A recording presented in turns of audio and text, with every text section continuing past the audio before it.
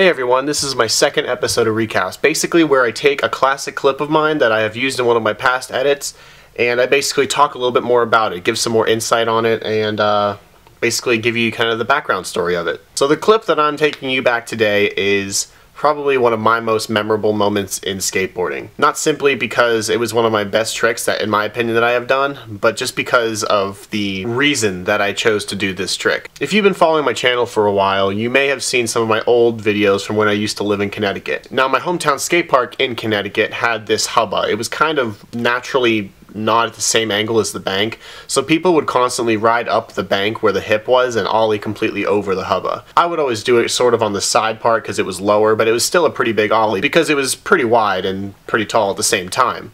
So here's a few examples of that.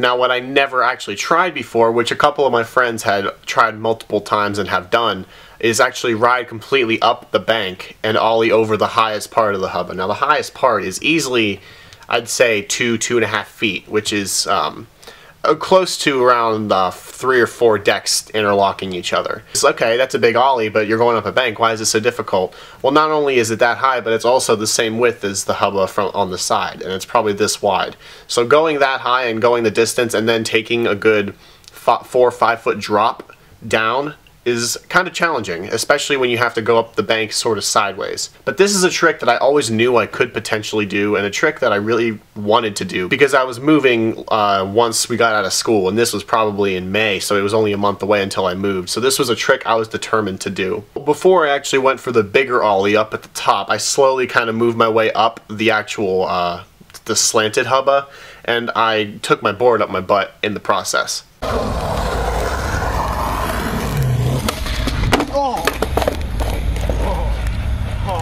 Now that obviously didn't feel too good, but I was still determined to keep going for it.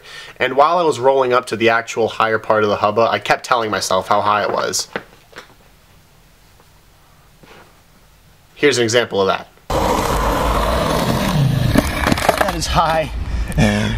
But the first time that I actually went to ollie over this, I was going really, really slow. But I was still determined to make it over this hubba. So I think I popped the highest ollie I've ever done in my life. It was really, really high. It was the absolute possible highest that I could have jumped.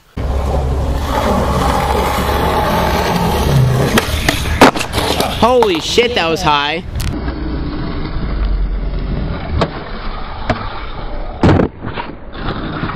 And I think I kneed myself in the chin actually trying this. I can't exactly remember though. But after a lot of tries and a lot of effort and a lot of sweat, I finally managed to do this trick. But that's basically it for this episode of Recaps.